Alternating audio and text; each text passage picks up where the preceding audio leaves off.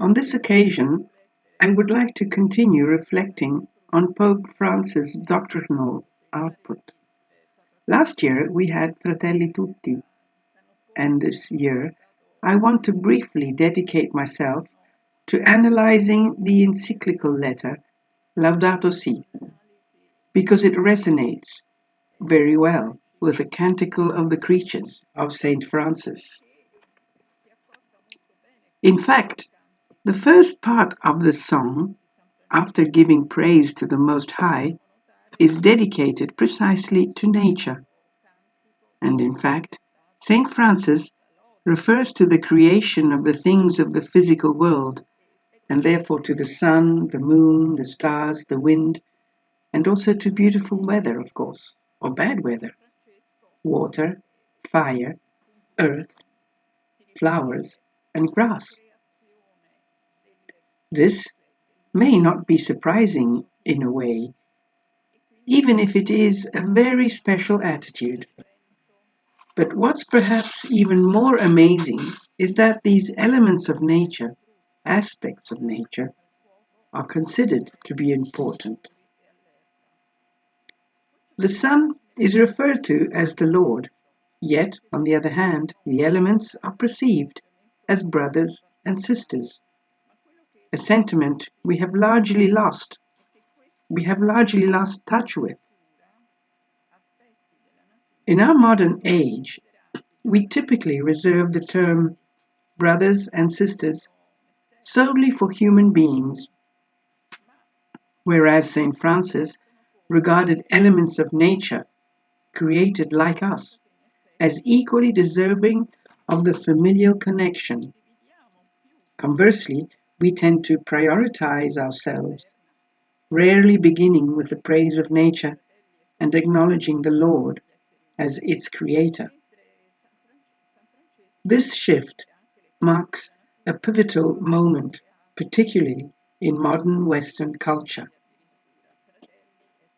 However, St. Francis proceeds with an analysis of the human condition, emphasizing a crucial aspect related to the theme of peace, forgiveness. He also delves into the experiences of physical pain and moral suffering.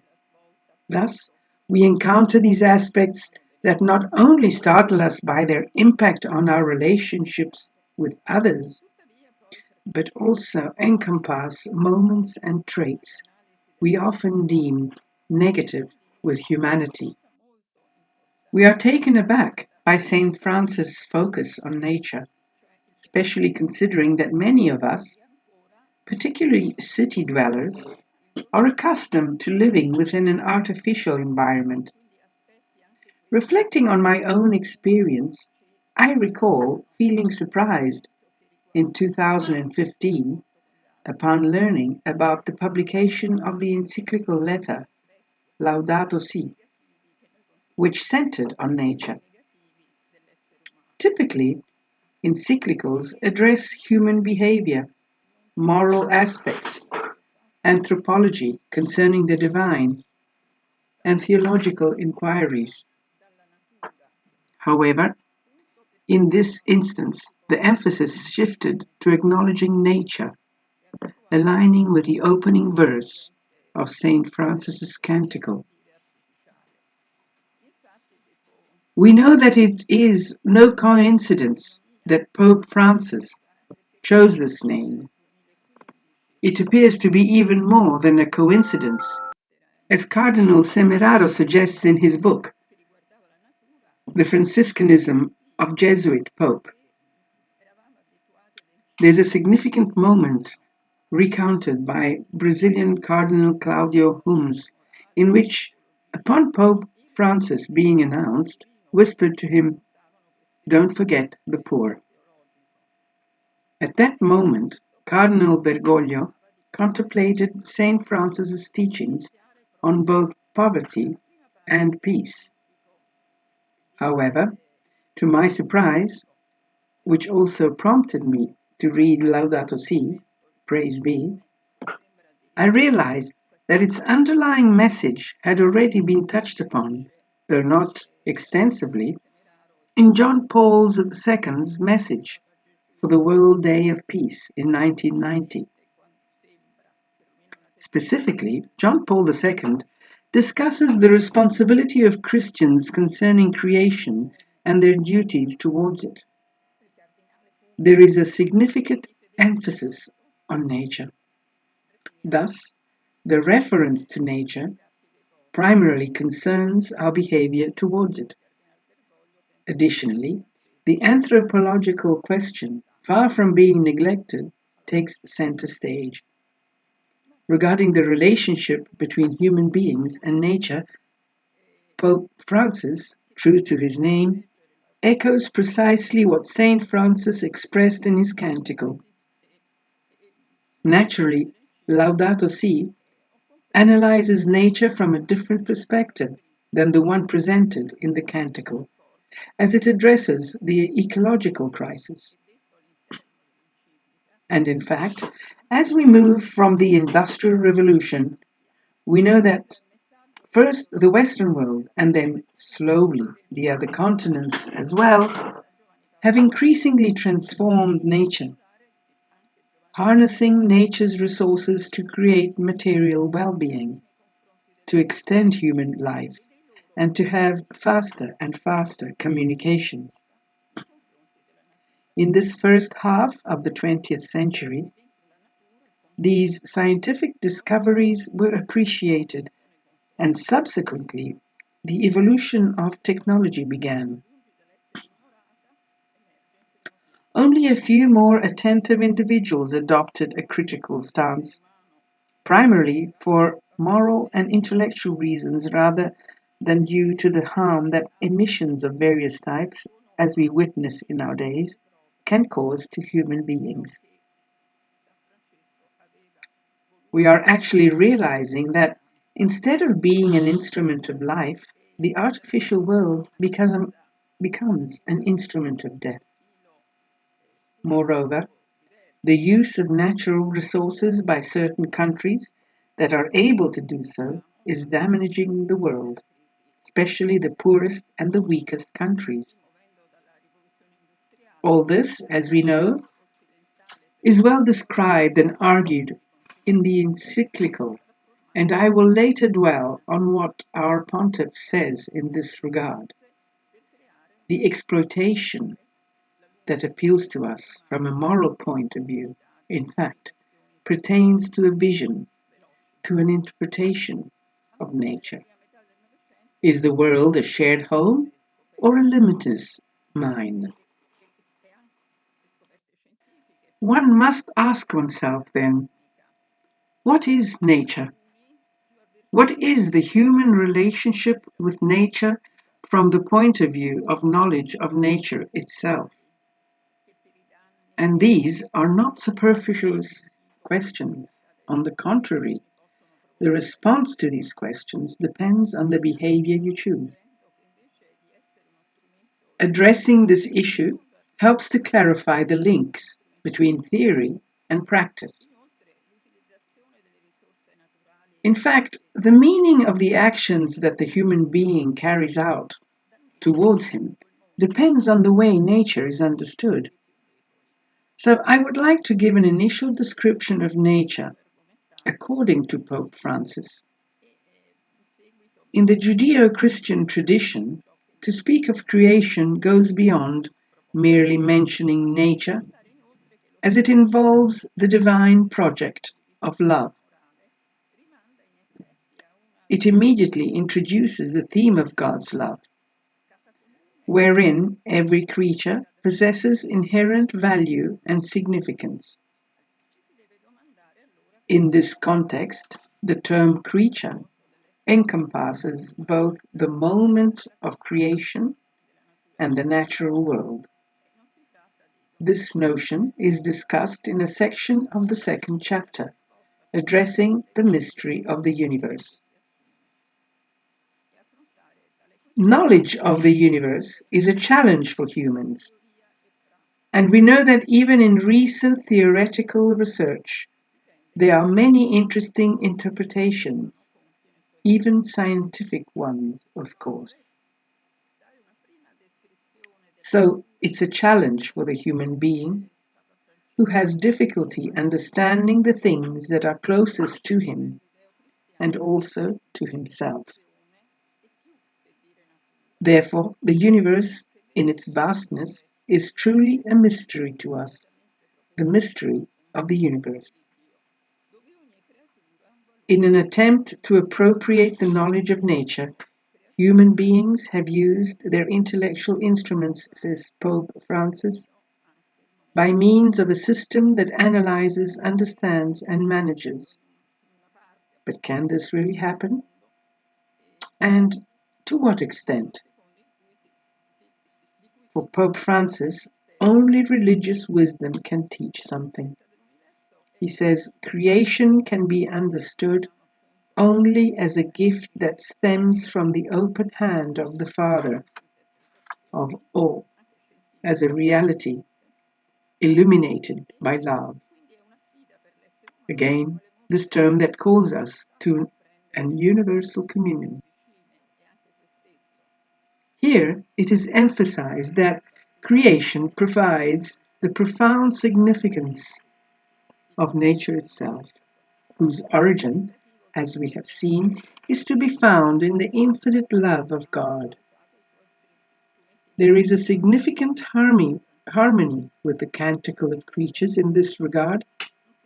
It is not coincidental that the world exists, reaffirms Pope Francis. It comes from a decision by which God did not want to show that he could do something powerful. On the contrary, his decision is reflected in the act of giving. So the universe is born, as we have seen, out of the love of the Father. Historically, there has been a process of desacralization with Jewish Christian thought. First of all, nature has no longer been considered in its relationship with the Creator. There is a need to rediscover the bond with the divine, as Pope John Paul II also suggests in his catechesis in January 2002. This is a very interesting, wonderful book. Its letters are a multitude of creatures present in the universe, and therefore can be considered as a source of divine revelation. Again, in the encyclical Laudato Si, we read a reflection on the message of each creature in the harmony of creation, and harmony seems a particularly significant term to me. It indicates a view of nature in which things are animated and inanimate, like in all organic matter.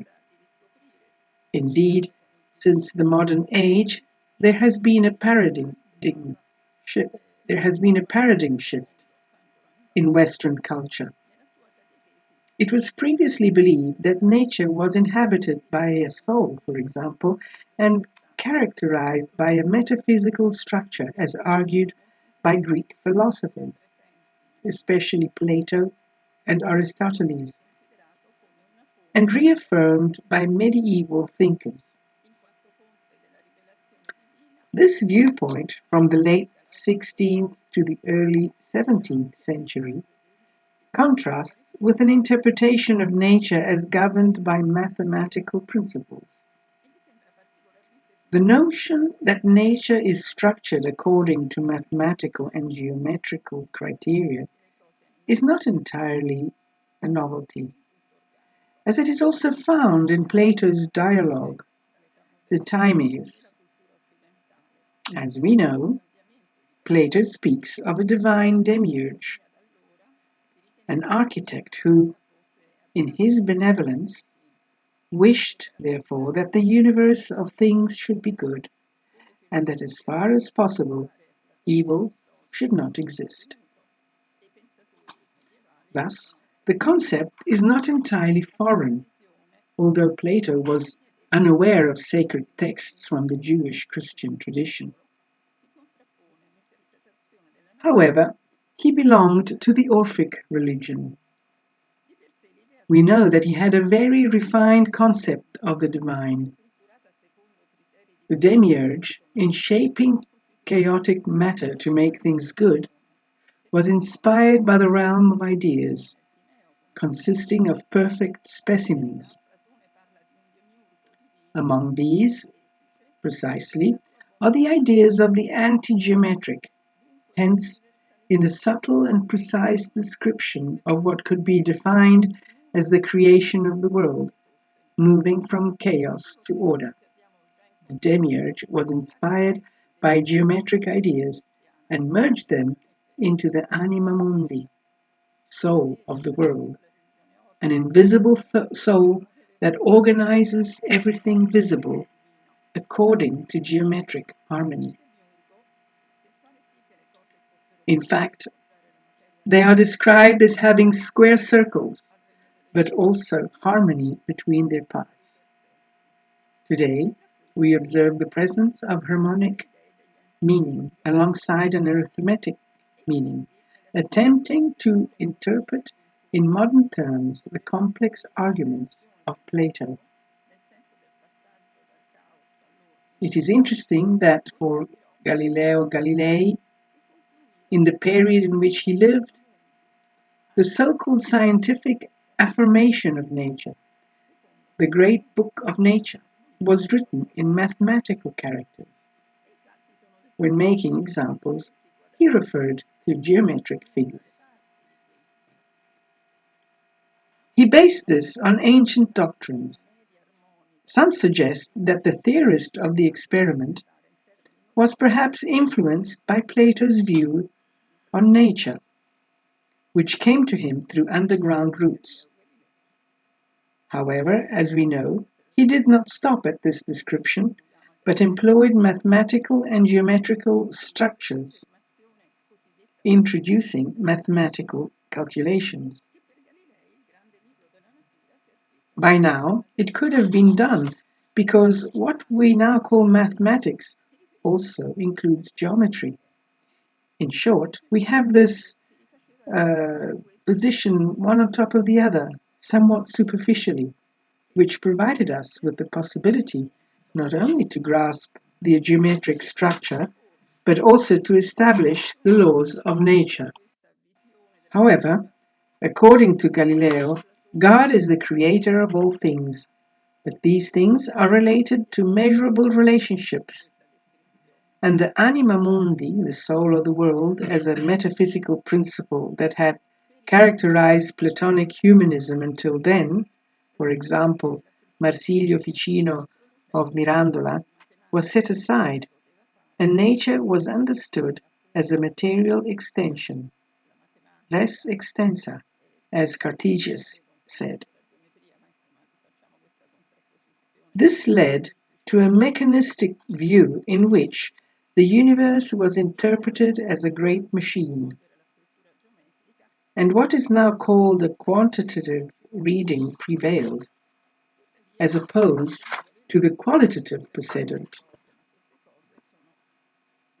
With Renaissance culture, there was a struggle, and this is very interesting, over the purely material texture of nature or of matter animated by a principle that could be defined as spiritual, at least not material.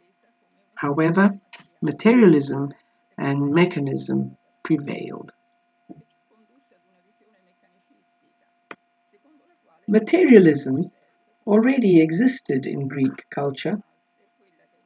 As we know, Democritus interpreted this materialistically through his conception of the atom and the universe.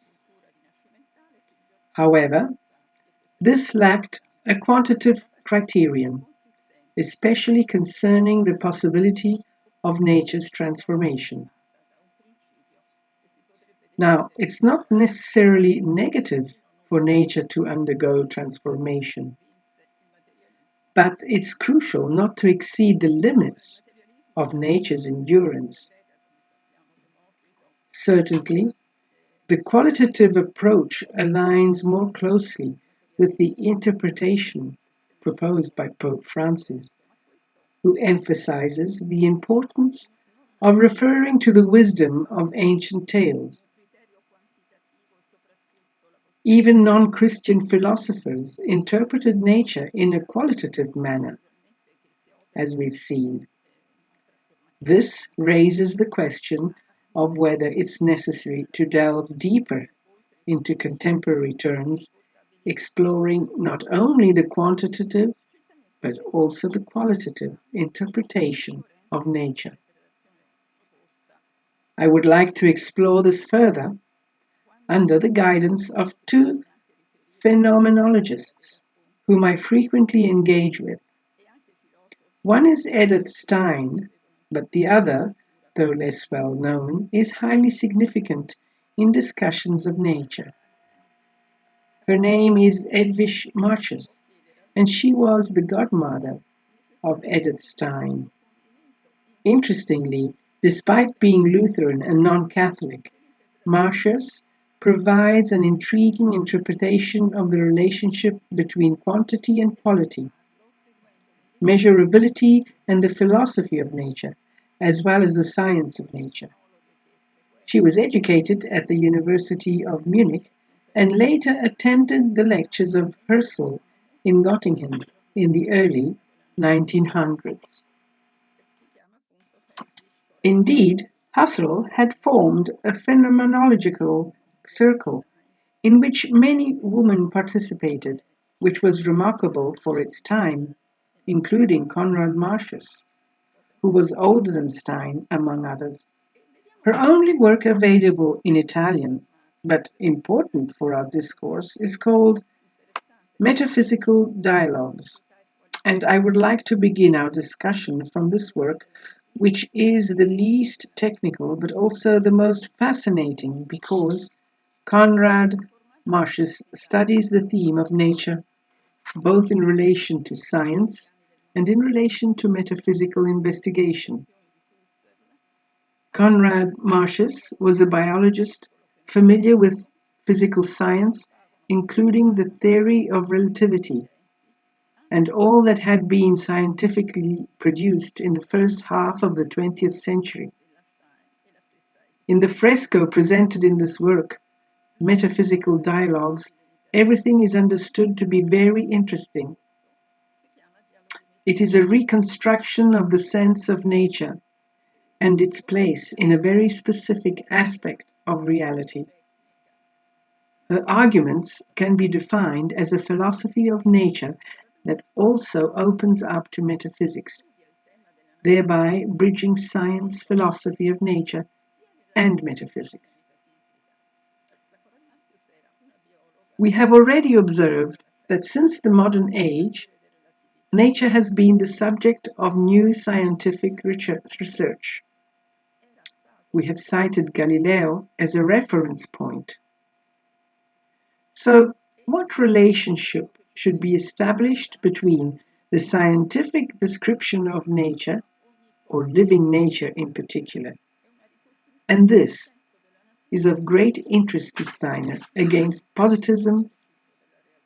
We must not forget that phenomenology and other currents, like that of Bergson, contrast with the prevalent mentality of the late 19th century, which was precisely positivistic and gave great importance to experimental and quantitative readings of nature. Certainly, Konrad Martius does not accept the positivistic vision or mechanism either.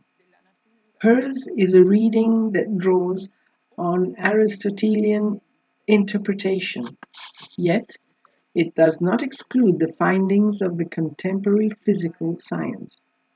Instead, it incorporates them into its perspective. It is a very original proposal, unfortunately little known. To understand this, one can make a small reference to the law of inertia. Konrad Martius suggests that if there is a force within, the law of inertia indicates the presence of a force within, not outside, the bodies, and she finds it confusingly obscured in the expression vis inert, sometimes used to indicate inertia. Thus, there are internal forces in nature. Therefore, there is a dimension for the presence of these internal transphysical forces, highlighted in the interpretation of nature proposed by Aristoteles. This criticism is what distinguishes it from Galilean science. The return to an Aristotelian view may suggest that Conrad Marcius rejected science, but in truth, her position is more complex. It is an effort to accept what is valid in scientific research. Particularly, she engages extensively with quantum theory, which, as we know, opposes mechanism in some sense, contrasting with the mechanistic view of previous ages. The transition from modern to contemporary physics, primarily revolving around the theory of relativity and the theory of quantum mechanics, according to Conrad Marcius, offers strong support for an interpretation of the physical world that transcends the mechanism of Galilean physics.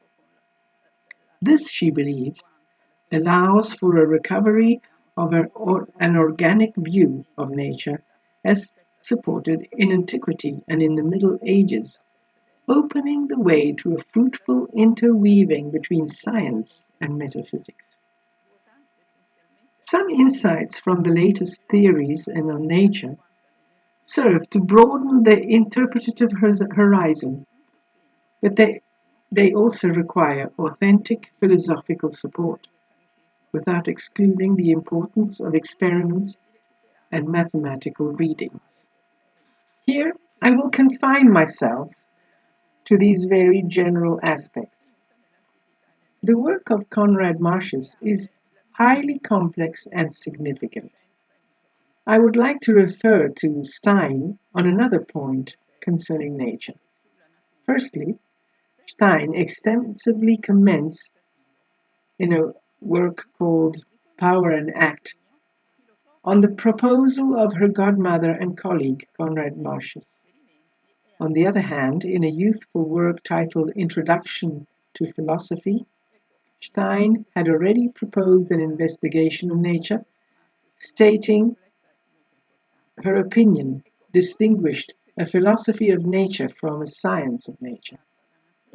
She argues that concepts such as space, time, and movement require philosophical inquiry, not merely the approach commonly taken in science.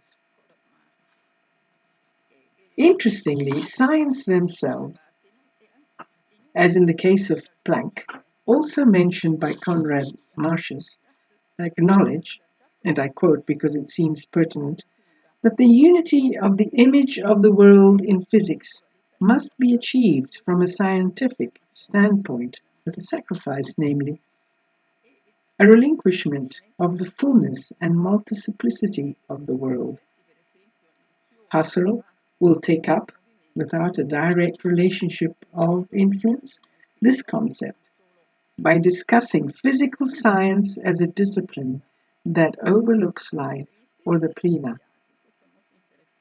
She argues that these plena, representing the physical world, entail a critique of Galileo, as they impose an artificial framework and thereby lose the organic vision that underlies the proposals of our phenomenologists. Yet, another interesting aspect of Stein's perspective concerns the philosophical interpretation of the essence of nature.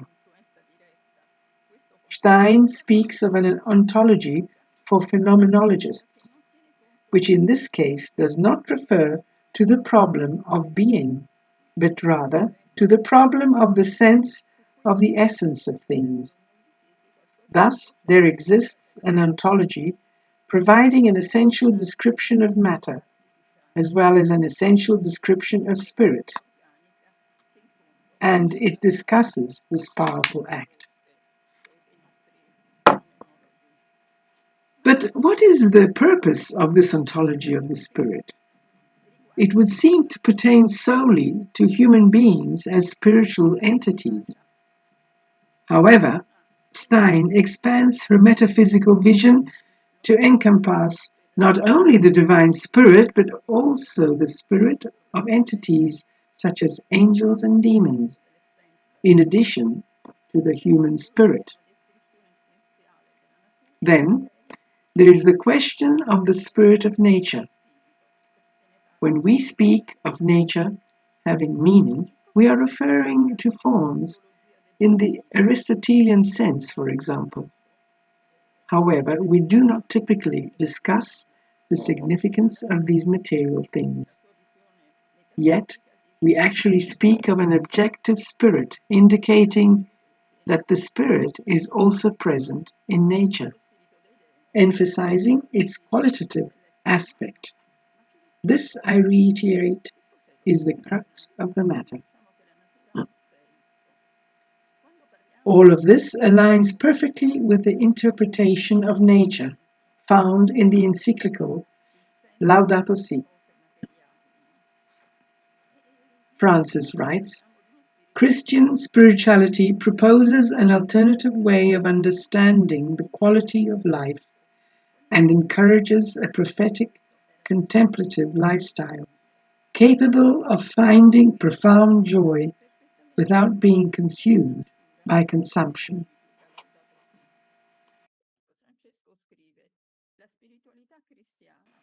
Certainly, there is a moral aspect to this proposal. Francis continues, it's about savoring, the aspect of human beings savoring the little things that life offers us so that we may find joy and peace. Furthermore, it pertains to ecological education and spirituality, as we have already seen through the theme of love. We might ask ourselves, what connects nature to love? If love concerns humans, then nature is what is not human. However, as we have observed, nature has been entrusted to humans and everything seems to revolve around humans. This is anthropocentrism. In the encyclical, two ways of understanding anthropocentrism emerge. One negative, which aligns with dominance, and the other positive, which aligns with service. Undoubtedly, humans have been entrusted by God with an extraordinary task: to be a cause in accordance with the first cause, which is divine. Humans, being made in the image of the divine, therefore have a poietic function in the world, that of transformation, to demonstrate the power of the divine. Power, in turn, can be understood in two ways: as dominion or as care. By emphasizing the aspect of care, Pope Francis speaks to an anthropocentrism educated by Christian spirituality. In this sense, he considers the created nature, nature in the qualitative sense, and underscores the moral human attitude towards nature, referring not only to love, but also to humility. Humility does not lie in eliminating the role of the human, but rather in having humans adopt a role of care and service, as we have seen. Anthropocentrism as a cure that does not devalue human capability, but rather enhances it by demonstrating that humans are capable of understanding how to realize the good, how to accomplish goodness. Pride leads to self celebration. The entire discussion revolves around attitudes towards nature that could potentially address the crisis of nature, the excessive transformation of nature that ultimately harms humanity. In what sense is there a love of nature? Brotherly love can only be for free. It can never be a reward for another's accomplishments, nor an advance payment for what we hope they will do. In this text, dedicated to nature, Pope Francis writes that it is possible to love one's enemies. This same gratuitousness leads us to love and accept the wind, the sun, the clouds, even though they do not submit to our control. It is for this reason that it is also possible to speak of the nature of universal fraternity. Speaking of this love for the enemy, is tied here to the question of the human attitude towards the nature of nature. We can recall a very interesting text by Husserl, which concerns Christian love precisely. Husserl, who was a veteran, says that Christian love is love as an imitation of Christ, an imitation of what Christ has done. He emphasizes that the message Christ has given us is love towards all things, including material things, and especially love towards one's enemies. He writes, "We are thinking of the infinite love of Christ for all men and of human love in general, which the Christian must cultivate in himself as a Christian, and without which he cannot truly be a Christian." So, what does nature have to do with that? In reality, we have waged war on nature, and it is therefore necessary that the solution to the ecological crisis also includes peace, not only with other human beings, but also with nature. Because each one of us has a responsibility towards others, our brothers and sisters, but also towards nature. Pope Francis precisely states that loving does not only mean benevolence, but also taking responsibility. Now, nature cannot take responsibility, but we can. Thank you.